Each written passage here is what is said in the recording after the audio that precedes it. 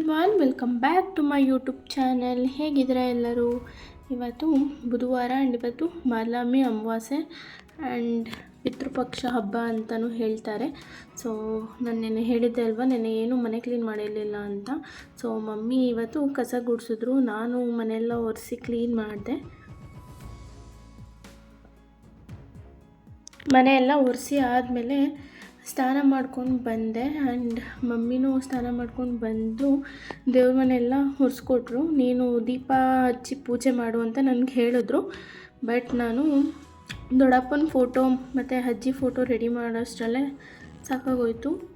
So ನೆನ್ನೆಲ್ಲ ಆಗಲ್ಲಿ ಹೇಳಿದ್ದೆ ಅಲ್ವಾ, ನಾವು ದೊಡ್ಡಪ್ಪ ಮತ್ತು ದೊಡ್ಡಮ್ಮ ಮತ್ತು ಅಜ್ಜಿ ತಾತ ಎಲ್ಲರಿಗೂ ಹಾರ ತೊಗೊಂಡಿದ್ವಿ ಅಂತ. ಸೊ ಅದನ್ನು ಹಾಕೋಕ್ಕೆ ಅಂತ ಗಂಟೆಲ್ಲ ಹಾಕ್ತಾಯಿದ್ವಿ, ನಾನು ಮಮ್ಮಿ ಸೇರಿಕೊಂಡು. ಮಮ್ಮಿನೂ ಕೂಡ ಹಾಕಿದ್ರು. ನನಗೆ ಅಷ್ಟು ಚೆನ್ನಾಗಿ ಹಾಕೋಕ್ಕೆ ಬರಲಿಲ್ಲ, ಸ್ವಲ್ಪ ಸುಮಾರಾಗಿ ಹಾಕ್ತಾ. ನಾನು ಹಾಕಿದ್ದು ಒಂದೇ ಹಾರಕ್ಕೆ, ಮಮ್ಮಿನ ಹಾಕ್ಕೊಟ್ರು.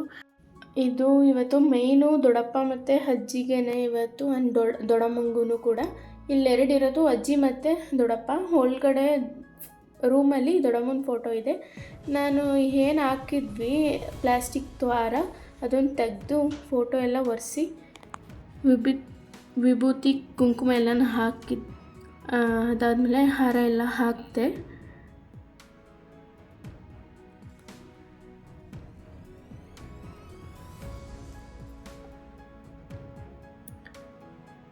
ಸೊ ಇಲ್ಲಿ ಆಯಿತು. ಅದಾದಮೇಲೆ ಅಜ್ಜಿ ತಾತನ ಫೋಟೋ ನೆನ್ನೆ ಫ್ರೇಮ್ ಮಾಡಿಸ್ಕೊಬಂದು ತೊಗೊಬಂದಿದ್ವಿ ಅಂತ ಹೇಳಿದ್ದೆ ಅಲ್ವಾ.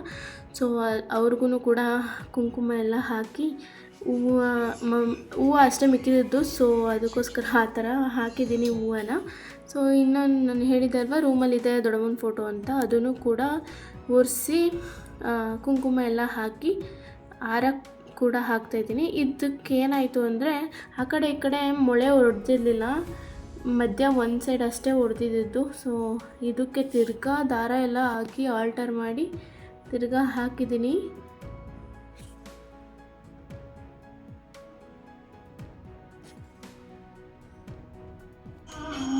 ಸೊ ಪೂಜೆ ಮಾಡ್ತಾಯಿದ್ರು ಮಮ್ಮಿ, ಅದಕ್ಕೋಸ್ಕರ ಶಿವನೊಂದು ಹಾಡು ಹಾಕು ಅಂದರು. ಸೊ ಹಾಕಿದ್ದೀನಿ.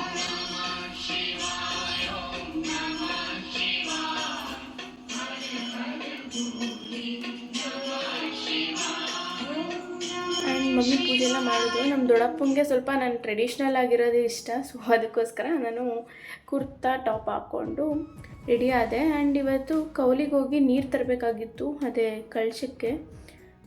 ಅದಕ್ಕೋಸ್ಕರ ಹೋಗ್ತಾ ಇದ್ದೀವಿ. ಇವತ್ತಂತೂ ಹೆವಿ ಸೆಕೆ ಹೊಡಿತಾ ಇತ್ತು. ನನ್ನೊಬ್ಳಿಗೆ ಸೆಕೆ ಆಗ್ತಾಯಿತ್ತು ಅಥವಾ ಎಲ್ರಿಗೂ ಆಗ್ತಾಯಿತ್ತು ಅದಂತೂ ಗೊತ್ತಿಲ್ಲ. ನಿಮಗೂ ಹೀಗೆ ಇವತ್ತು ಸಖತ್ ಸೆಕೆ ಆಗಿದ್ರೆ ಕಮೆಂಟಲ್ಲಿ ತಿಳಿಸಿ. ಸೊ ಪ್ರತಿ ಸಲನೂ ನಾವು ದೇವಸ್ಥಾನದಿಂದ ನೀರು ತರ್ತಿದ್ವಿ, ಕಳ್ಸಿದ ನೀರು ಅಂದರೆ ಎಡೆಗೆ ಇಡೋಕ್ಕೆ. ಬಟ್ ಈ ಸಲ ಕೌಲಿಲಿ ತರಕ್ಕೆ ಹೋಗ್ತಾಯಿದ್ದೀವಿ. ಸೊ ಗೈಸ್, ನಮ್ಮೂರ ಪಕ್ಕದಲ್ಲಿ ಕಲ್ಮಟ್ಟಿ ದೊಡ್ಡಿ ಅಂತ ಇದೆ, ಅಲ್ಲೇ ನಾವು ಹೋಗಿದ್ದು. ಅಲ್ಲಿ ತುಂಬ ಚೆನ್ನಾಗಿ ನೀರು ಹರಿಯುತ್ತೆ. ದೇವಸ್ಥಾನದ ಒಬ್ಬರು ಅರ್ಚಕರು ಹೇಳಿದ್ರು, ಈ ಥರ ಹರಿಯೋ ನೀರಲ್ಲಿ ಗಂಗೆ ಪೂಜೆ ಮಾಡಿಬಿಟ್ಟು ಕಳ್ಸಿದ ನೀರು ತೊಗೊಬಂದರೆ ಒಳ್ಳೆಯದು ಅಂತ. ಸೊ ಅದಕ್ಕೋಸ್ಕರ ಇಲ್ಲಿ ಬಂದ್ವಿ. ಮತ್ತು 3 ಕಲ್ಲಿಟ್ಟು ಗಂಗೆ ಪೂಜೆ ಮಾಡಿ ನೀರು ತೊಗೊಂಡೋದ್ವಿ.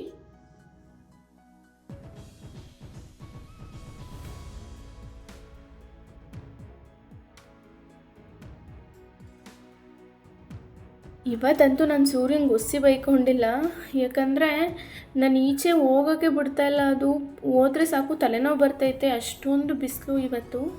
ಸೊ ಅದಾದಮೇಲೆ ಮನೆಗೆ ಬಂದ್ವಿ. ಮಮ್ಮಿ ಅಡುಗೆ ಮಾಡೋಕ್ಕೆ ಎಲ್ಲ ತರಕಾರಿಗಳನ್ನು ಹಚ್ಕೋತಾಯಿದ್ರು. ನಾನು ಕಾಯೋನ್ ತುರ್ಕೊಟ್ಟೆ ಅಷ್ಟೇ. ಸೊ ಎಲ್ಲ ಹಚ್ಚಿ ಆಯಿತು, ಈಗ ಅಡುಗೆ ಮಾಡಬೇಕು ಅಷ್ಟೇ.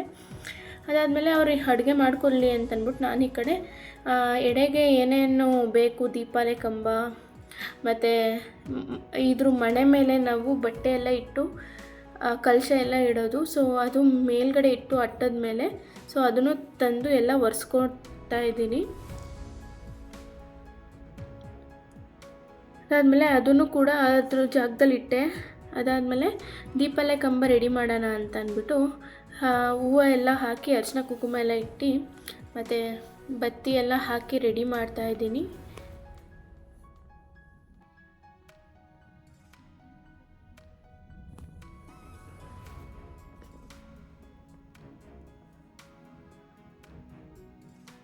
ನಮ್ಮ ಮಮ್ಮಿ ಪ್ರತಿ ಸಲವೂ ಆ ಕಡೆ 2 ಈ ಕಡೆ 3 ಹಾಕಿಸ್ತಿದ್ರು.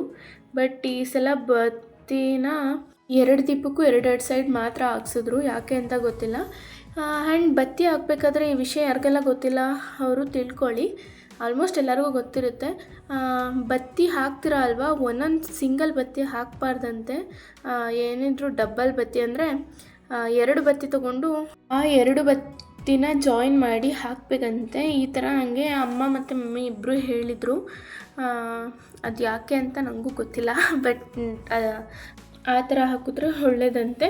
ಸೊ ನಾನು ಕೂಡ ಆ ಥರ ಹಾಕಿದ್ದೀನಿ.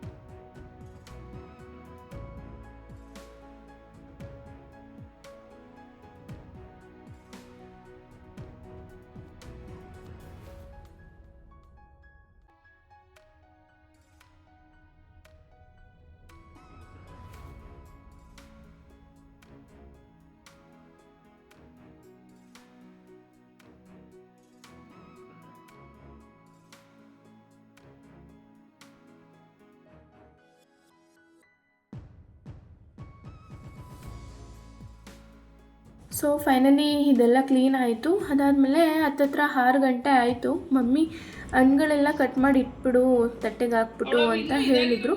ಸೊ ಫ್ರೂಟ್ಸ್ನೆಲ್ಲ ನಾನು ಕಟ್ ಮಾಡೋಕ್ಕೆ ಅಂತ ಬಂದೆ. ಸೊ ಇದು ಕಿತ್ತಳೆ ಹಣ್ಣು. ಸೊ ಇದನ್ನ ನಾನು ಈ ಥರನೇ ಕಟ್ ಮಾಡೋದು. ಹೆಂಗಿದ್ರು ನಾವೇ ಅಲ್ವಾ ತಿನ್ನೋದು, ನಾನು ಈ ಥರನೇ ಜಾಸ್ತಿ ತಿನ್ನೋದು, ಉಪ್ಪು ಖಾರ ಹಾಕ್ಕೊಂಡು. ಸೊ ಆ ಥರ ಕಟ್ ಮಾಡಿದ್ದೀನಿ. ಪೊಮಗ್ರನೇಟ್ ಕೂಡ ಆಫ್ ಮಾಡ್ತಾಯಿದ್ದೀನಿ, ಸುಮ್ಮನೆ ಯಾರು ಬಿಡಿಸ್ಕೊಂಡು ಕೂತ್ಕೊಳ್ಳೋರು ಅಂತ. ನಾವು ಇಟ್ಟಿದ್ದು ಎಲ್ಲ ಫ್ರೂಟ್ಸು 2 ಬಟ್ ಅದರಲ್ಲಿ ಆರೆಂಜ್ ಒಂದು ಕೊಳ್ತೋಗ್ಬಿಟ್ಟಿತ್ತು, ಮತ್ತು ಪೊಮಗ್ರನೇಟ್ ದಾಳಿಂಬೆನೂ ಕೂಡ ಒಂದು ಕೊಳ್ತೋಗ್ಬಿಟ್ಟಿತ್ತು, ಮತ್ತು ಸೇಬು ಕೂಡ ಸ್ವಲ್ಪ ಕೊಳ್ತೋದಂಗೆ ಆಗಿತ್ತು. ಅದನ್ನೆಲ್ಲ ರಿಮೂವ್ ಮಾಡಿ ಚೆನ್ನಾಗಿರೋದು ಮಾತ್ರ ಎತ್ಕೊಂಡೆ. ಅದಾದಮೇಲೆ ಈ ಮೂಸಂಬಿ ಕೂಡ ಕೊಳ್ತೋಗಿತ್ತು, ಒಂದೇ ನಮಗೆ ಸಿಕ್ಕಿದ್ದು, 2 ಎತ್ತಿಕ್ಕಿದ್ವಿ. ಆಮೇಲೆ ದ್ರಾಕ್ಷಿ ಎಲ್ಲ ಗೊಂಚಲು ಮಡಗಿದ್ವಿ, ಬಟ್ ಅದೆಲ್ಲ ಉದುರೋಗ್ಬಿಟ್ಟಿತ್ತು. ಸೊ ಅದನ್ನು ಒಂದು ಪ್ಲೇಟ್ಗೆ ಟ್ರಾನ್ಸ್ಫರ್ ಮಾಡ್ಕೊತಾ ಇದ್ದೀನಿ. ಈ ಪೈನಾಪಲ್ ಕುಯ್ಯೋಷ್ಟರಲ್ಲಂತೂ ನಂಗೆ ಸಾಕಾಗೋಯ್ತು. ಅದನ್ನ ಕಟ್ ಮಾಡಬೇಕಾದ್ರೆ ಆ ಮುಳ್ಳು ಮೇಲ್ಗಡೆ ಇರುತ್ತಲ್ಲ, ಆ ಮುಳ್ಳು ಹೆವಿ ಚುಚ್ತಾಯಿತ್ತು. ಆದರೂ ಹೆಂಗೋ ಸುಮಾರಾಗಿ ಕಟ್ ಮಾಡ್ತಾಯಿದ್ದೀನಿ. ನನಗೆ ಈ ಪೈನಾಪಲ್ ಅಂದರೆ ತುಂಬ ಇಷ್ಟ. ಯಾಕೆ ಅಂತ ಗೊತ್ತಿಲ್ಲ, ಬಟ್ ತಿಂತಾಯಿದ್ರೆ ಎಷ್ಟು ಕೊಟ್ಟರು ತಿನ್ನೋದು ಮಾತ್ರ ಬಿಡಲ್ಲ, ಅಷ್ಟು ಚೆನ್ನಾಗಿರುತ್ತೆ ನನಗೆ ಅದು. ಸೊ ಇದನ್ನು ಕೂಡ 2 ಪೀಸ್ ಮಾಡಿಬಿಟ್ಟು ಮಡಗಿದೆ. ಅದಾದಮೇಲೆ ಈಗ ಕರ್ಬೂಜ ನಮ್ಮ ದೊಡ್ಡಪ್ಪಂಗೆ ತುಂಬ ಇಷ್ಟ. ಸೊ ಎಲ್ಲೋ ಒಂದೇ ಒಂದಿತ್ತು, ಅದು KG 60 ರೂಪಾಯಿ, 1 KG ಬಂತು ಅದು. ಸೊ ಅದನ್ನು ಕಟ್ ಮಾಡಿ ಇಟ್ಟೆ. ಅದಾದಮೇಲೆ ಸ್ವೀಟ್ಸ್ ತಂದಿದ್ದೋ ಅಂತ ಹೇಳಿದ್ವಲ್ಲ, ಅದನ್ನು ಕೂಡ 2 ಪ್ಲೇಟ್ಗೆ ಟ್ರಾನ್ಸ್ಫರ್ ಮಾಡಿ ಇಕ್ತಾಯಿದ್ದೀವಿ. ಸೊ ನನಗೆ ಹಾಕ್ಬೇಕಾದ್ರೆ ನನ್ನ ಕಣ್ಣು ಹೋಗಿದ್ದೆ ಚಪ್ಪಕ್ಕಲ್ಲಿ ಮೇಲೆ ಎಡೆ ಇಟ್ಟು ಹಾಗೆ ಎಲ್ಲ ಆದಮೇಲೆ ಫಸ್ಟ್ ಹೋಗಿ ಅದು ಎತ್ಕೊಂಡ್ಬಿಟ್ಟು ತಿನ್ಕೊಬಿಡೋಣ ಅನಿಸ್ತಾಯಿತ್ತು. ಅದು ಹಾಕ್ಬೇಕಾದ್ರೆ. ಅದಾದಮೇಲೆ ನಮ್ಮ ದೊಡ್ಡಪ್ಪಂಗೆ ಫ್ರೂಟ್ ಕೇಕ್ ಅಂದರೆ ತುಂಬ ಇಷ್ಟ. ಸೊ ಅದನ್ನು ಕೂಡ ಅಣ್ಣ ತಂದುಕೊಟ್ಟಿದ್ದ, ಅದನ್ನು ಕೂಡ ಎಡೆಗೆ ಇಡೋಕ್ಕೆ ಅಂತ ಇಡ್ತಾಯಿದ್ದೀವಿ. ಸೊ ಈ ಕಡೆ ಮಮ್ಮಿ ಎಲ್ಲ ಪ್ರಿಪ್ರೇಷನ್ ಮಾಡ್ಕೋತಾ ಇದ್ದಾರೆ ಎಡೆ ಇಡೋಕ್ಕೆ. ಈ ಕಡೆ ನಾನು ರೆಡಿಯಾಗಿ ಬರೋಷ್ಟರಲ್ಲಿ ಎಲ್ಲ ಆಲ್ಮೋಸ್ಟ್ ಎಲ್ಲ ಒಂದು 90% ಆಗಿತ್ತು ಎಡೆ ಹಾಕಿ. ಅದಾದಮೇಲೆ ಪೂಜೆ ಮಾಡಿದ್ವಿ.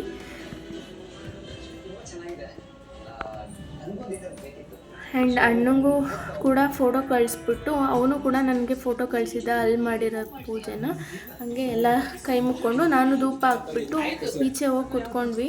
ಅದಾದಮೇಲೆ ತಿರ್ಗಾ ವಾಪಸ್ ಬಂದು ನಾನು ಹೇಳಿದ್ದೆ ಅಲ್ವಾ ಚಂಪಕಲಿ ಅಂತ. ಸೊ ಬಂದಂಗೆ ಅದನ್ನು ಎತ್ಕೊಂಡು ತಿಂತಾಯಿದ್ದೀನಿ. ಸೊ ಇದೇ ಇವತ್ತಿನ ಹಬ್ಬದ ಲಾಗು. ನೀವು ಯಾರೆಲ್ಲ ಈ ಹಬ್ಬ ಮಾಡಿದ್ರಿ ನನಗೆ ಕಮೆಂಟ್ ಮಾಡಿ ತಿಳಿಸಿ. ಸೊ ಇದಾಗಿತ್ತು ಇವತ್ತಿನ ಲಾಗ್. ಈ ವಿಡಿಯೋ ನಿಮಗೆ ಇಷ್ಟ ಆಗಿದ್ರೆ ಪ್ಲೀಸ್ ಲೈಕ್ ಮಾಡಿ, ಶೇರ್ ಮಾಡಿ, ಕಮೆಂಟ್ ಮಾಡಿ. ಆ್ಯಂಡ್ ನಮ್ಮ ಚಾನಲ್ಗೆ ಪ್ಲೀಸ್ ಸಬ್ಸ್ಕ್ರೈಬ್ ಮಾಡ್ಕೊಳ್ಳಿ. And thank you for watching. ನಾಳೆ ಲಾಗಲ್ಲಿ ಸಿಗ್ತೀನಿ. ಅಲ್ಲಿವರೆಗೂ ಟೇಕ್ ಕೇರ್, ಬಾಯ್.